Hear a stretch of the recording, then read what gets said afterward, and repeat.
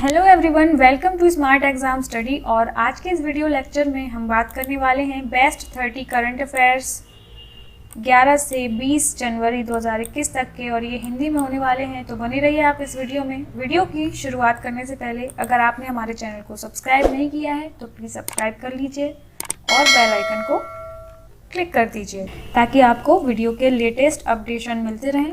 चलिए शुरुआत करते हैं। Bureau of police research and development की रिपोर्ट के मुताबिक वर्तमान में देश भर में पुलिस बल में कितने प्रतिशत महिलाएं हैं? तो काफ़ी अच्छा क्वेश्चन है ये। जो पुलिस बल है टोटल, उसमें 10% जो है वो महिलाएं हैं। और अगर राज्यों की बात करें तो सबसे ज़्यादा 25% महिलाएं बिहार से आती हैं। तो बिहार फर्स्ट पर है पुलिस बल में महिलाओं के मामले में। नेक्स्ट क्वेश्चन, राष्ट्रीय युवा दिवस निम्न में से किस दिन मनाया जाता है? तो ये सभी को पता होगा, 12 जनवरी को मनाया जाता है। और इसकी शुरुआत कब से हुई थी मनाने की, ये आप हमें कमेंट सेक्शन में आंसर कीजिए। केंद्रीय वित्त मंत्रालय द्वारा निर्धारित शहरी स्थानीय निकायों में सुधारों को लागू करने के मामले में आंध्र प्रदेश और मध्य प्रदेश के बाद कौन सा राज्य तीसरा राज्य बन गया है? तो आंसर है इसका सी, तेलंगाना। आंध्र प्रदेश पहला है, मध्य प्रदेश दूसरा है और तेलंगाना तीसरा है। तो ये आप याद रखिएगा। Next question, one planet summit इस वर्ष कब आयोजित किया गया? तो 11 जनवरी 2021 को वन प्लैनेट समिट आयोजित किया गया। 11 जनवरी 2021 को फ्रांस में आयोजित किया गया था वन प्लैनेट समिट। और इसमें जो मेन फोकस था वो बायोडाइवर्सिटी पर था। तो ये भी आप याद रखिएगा। और 2017 से इसकी शुरुआत हुई है वन प्लैनेट समिट की, पेरिस समझौते के 2 वर्ष बाद से। तो ये भी आप याद रखिएगा। अगला क्वेश्चन, दुर्लभ धातु वेनेडियम किस भारतीय राज्य में हाल ही में पाया गया है? तो आंसर है इसका अरुणाचल प्रदेश। अरुणाचल प्रदेश में वेनेडियम के भंडार मिले हैं। तो काफ़ी ज़्यादा रेयर मेटल होती है ये वेनेडियम। और अगर विश्व में बात करें तो चाइना में सबसे ज़्यादा वेनेडियम के स्टोर्ड है वेनेडियम, उसकी मात्रा चाइना में सबसे ज़्यादा है। तो याद रखिएगा इसको।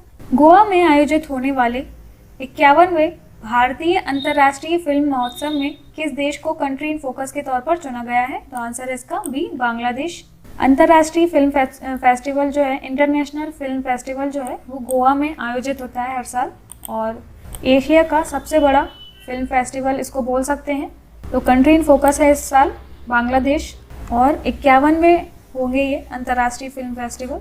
अमेरिकी राष्ट्रपति डोनाल्ड ट्रंप ने हाल ही में किस शहर में आपातकाल की घोषणा की? तो आंसर है इसका वाशिंगटन डीसी। वाशिंगटन डीसी में अमेरिकी राष्ट्रपति जो डोनाल्ड ट्रंप, उन्होंने आपातकाल की घोषणा की।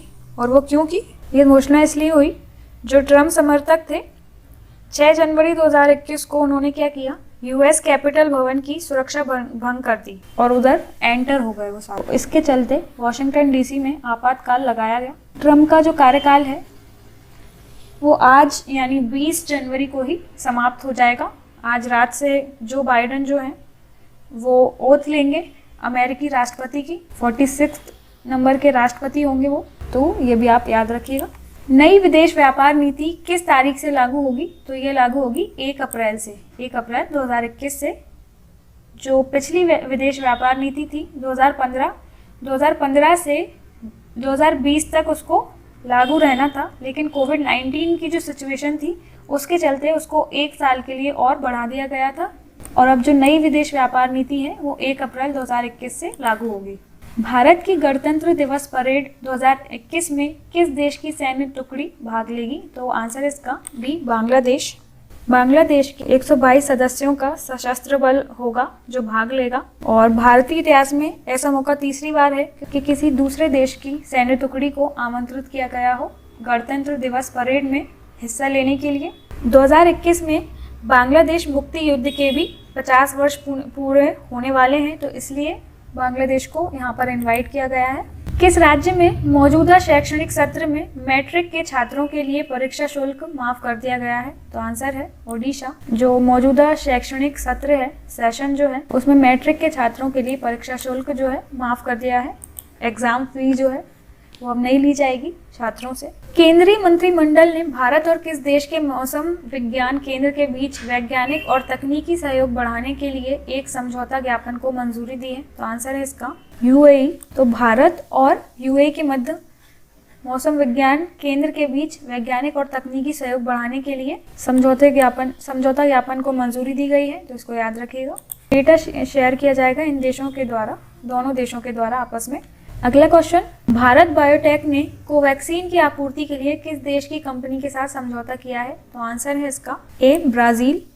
तो भारत बायोटेक ने ब्राजील के लिए कोवैक्सीन की आपूर्ति के लिए प्रीसीसा मेडिकोमेट्स के साथ एक समझौता किया है। जो प्रीसीसा मेडिकमेंटोस वो ब्राजीलियन कंपनी है, तो भारत बायोटेक उसको कोवैक्सीन की आपूर्ति करेगा। संयुक्त राज्य अमेरिका ने किस देश को आतंकवाद के राज्य प्रायोजक के तौर पर फिर से नामित किया है? तो आंसर है इसका डी क्यूबा। क्यूबा को 11 जनवरी को क्यूबा को आतंकवाद के लिए सुरक्षित स्थल प्रदान करने के साथ साथ अंतर्राष्ट्रीय आतंकवाद की घटनाओं के लिए अक्सर समर्थन प्रदान करने के लिए आतंकवाद के प्रायोजक राज्य के तौर पर अमेरिका ने फिर से नामित किया है। तो याद रखिएगा इसको। क्यूबा की जो कैपिटल है वो है हवाना और करेंसी है क्यूबन पेसो। तो याद रखिएगा। भारतीय सेना दिवस निम्न में से किस दिन मनाया जाता है? तो मनाया जाता है ये 15 जनवरी को भारतीय सेना दिवस। और जो ये दिवस है वो फील्ड मार्शल के.एम. करियप्पा के सम्मान में मनाया जाता है। पहले फील्ड मार्शल थे ये भारतीय सेना के, उनके सम्मान में मनाया जाता है भारतीय सेना दिवस। तो ये याद रखिएगा, काफी इंपॉर्टेंट क्वेश्चन है। भारत सरकार ने किस देश में मनीष चौहान को नया राजदूत नियुक्त किया है? तो आंसर इसका बी पोर्टुगल या पुर्तगाल। अगला क्वेश्चन, गुजरात सरकार ने किस नई नीति को लागू करने की घोषणा की है? तो आंसर है इसका नई पर्यटन नीति। और गुजरात के जो मुख्यमंत्री हैं वो हैं विजय रूपानी, ये भी आप याद रखिएगा। तो गुजरात सरकार नई पर्यटन नीति लागू करने जा रही है। फिच रेटिंग्स ने अगले वित्त वर्ष 2021-22 में देश की आर्थिक वृद्धि दर में कितने प्रतिशत विस्तार का अनुमान लगाया है? तो 11% विस्तार का अनुमान लगाया है। फिच रेटिंग्स ने एक ये भी स्टेटमेंट दिया है कि जो इंडियन इकोनॉमी है उसमें जो गिरावट आना स्टार्ट हो गई थी कोविड-19 से ही पहले स्टार्ट हो गई थी, और कोविड-19 ने सिर्फ उसको एक बूस्ट दिया है जिसकी वजह से और ज़्यादा इकोनॉमी में गिरावट आई है। नेक्स्ट क्वेश्चन, पद्म विभूषण से सम्मानित किस महान शास्त्रीय गायक का 89 वर्ष की उम्र में निधन हो गया? तो आंसर है इसका गुलाम मुस्तफ़ा खान। तो 89 वर्ष के थे और शास्त्रीय गायक थे। इनको पद्म भूषण, पद्म विभूषण और संगीत नाटक अकेडमी अवार्ड से भी सम्मानित किया जा चुका है। तो याद रखिएगा इसको। दूरसंचार उपकरण और सेवा निर्यात संवर्धन परिषद TEPC ने किसको नया अध्यक्ष चुना है? तो आंसर इसका संदीप अग्रवाल। इन्होंने श्यामल घोष का स्थान लिया है, ये भी आप याद रखिएगा। सुप्रीम कोर्ट बार एसोसिएशन के किस अध्यक्ष ने तत्काल प्रभाव से अपने पद से इस्तीफा दे दिया है? तो आंसर है इसका दुष्यंत दवे। और supreme court bar association SCBA एक ऐसा एसोसिएशन है, बार एसोसिएशन, जिसमें भारत के जो सर्वोच्च न्यायालय है उसके पेशेवर वकील शामिल होते हैं। भारत का निम्न में से कौन सा खिलाड़ी मात्र 44 दिनों के अंदर सभी फॉर्मेट के अंतरराष्ट्रीय क्रिकेट में डेब्यू करने वाला भारतीय बन गया है? तो आंसर है इसका टी नटराजन। क्वेश्चन आपसे ऐसा भी पूछ सकते हैं कि टी नटराजन का संबंध किस खेल से है? तो इस तरीके के क्वेश्चन अक्सर एग्जाम्स में पूछ लिए जाते हैं, तो याद रखिएगा इसको। टी नटराजन क्रिकेट से संबंधित है। हाल ही में प्रधानमंत्री नरेंद्र मोदी को किस ट्रस्ट का नया अध्यक्ष चुना गया है? तो आंसर है इसका सोमनाथ मंदिर ट्रस्ट। और इस ट्रस्ट में गृह मंत्री अमित शाह भी शामिल हैं। और इसके जो अध्यक्ष थे पूर्व, तो गुजरात के पूर्व मुख्यमंत्री और भाजपा के दिवंगत नेता केशुभाई पटेल थे इसके पहले अध्यक्ष। तो उनकी जगह पर प्रधानमंत्री नरेंद्र मोदी को इस ट्रस्ट का अध्यक्ष बनाया गया है। किस राज्य के राज्यपाल आरिफ मोहम्मद खान ने वन स्कूल वन IAS योजना का उद्घाटन किया है? तो आंसर है इसका केरल। केरल के राज्यपाल हैं ये आरिफ मोहम्मद खान, ये भी आप याद रखिएगा। इन्होंने वन स्कूल वन IAS योजना का उद्घाटन किया है। एक तरीके की स्कॉलरशिप योजना है, उसके माध्यम से क्या होगा, जो अंडर प्रिविलेज स्टूडेंट्स हैं उनको IAS की कोचिंग या प्रशासनिक सेवा की कोचिंग करवाई जाएगी। एग्ज़ाम्स के लिए उन्हें प्रिपेयर करवाया जाएगा और किसी भी कॉम्पिटिटिव एग्ज़ाम के लिए भी उनको सरकार की तरफ से आर्थिक सहायता दी जाएगी। तो 1 स्कूल 1 IAS योजना केरला की स्टार्ट हुई है अभी। फ्रांस के तेल ऊर्जा समूह टोटल ने अडानी एनर्जी में निम्न में से कितने प्रतिशत हिस्सेदारी खरीदने हेतु 2.5 अरब डॉलर का समझौता किया है? तो आंसर इसका 20%। याद रखिएगा इसको। अगला क्वेश्चन, निम्न में से किस देश ने चीन के जिनजियांग प्रांत में उत्पादित कपास और टमाटर के आयात पर प्रतिबंध लगा दिया है? तो आंसर इसका अमेरिका। अमेरिका ने चीन में जो कपास और टमाटर का उत्पादन होता था और वो अमेरिका में आयात किया जाता था, उस पर प्रतिबंध लगा दिया है। तो इससे चीन को काफ़ी ज़्यादा नुकसान हो जाएगा। टॉम ट्रैफिक इंडेक्स के अनुसार 2020 में सबसे ज़्यादा ट्रैफिक वाला शहर निम्न में से कौन सा रहा? तो आंसर है इसका मॉस्को। तो मॉस्को जो है रशिया की कैपिटल है और सबसे ज़्यादा वर्ल्ड का ट्रैफिक वाला शहर है। और सेकंड जो नंबर है वो आता है वही मुंबई का, इंडिया का ही है वो। और इसमें बेंगलुरु जो है वो 8th पोजीशन पे आता है और दिल्ली 10th पोजीशन पे आता है और पुणे इसमें 15 नंबर पे आता है। तो याद रखिएगा इसको। मॉस्को रशिया का जो शहर है या कैपिटल जो है वो सबसे ज़्यादा ट्रैफिक वाला शहर था। किस भारतीय निशानेबाज ने हाल ही में राष्ट्रीय निशानेबाजी ट्रायल्स में पुरुषों के 10 मीटर एयर पिस्टल का खिताब अपने नाम कर लिया है? सौरभ चौधरी। क्वेश्चन आपसे यही इस तरीके के पूछे जाएंगे। सौरभ चौधरी का संबंध किस खेल से है? तो निशानेबाजी से है भाई, याद रखिएगा इसको। और इन्होंने राष्ट्रीय निशानेबाजी ट्रायल्स में पुरुषों के 10 मीटर एयर पिस्टल का खिताब जीत लिया है। अगला क्वेश्चन, भारत और किस देश ने हाल ही में सूचना एवं संचार प्रौद्योगिकी ITC के क्षेत्र में सहयोग बढ़ाने के उद्देश्य से एक समझौता ज्ञापन पर हस्ताक्षर किए हैं? तो आंसर है जापान।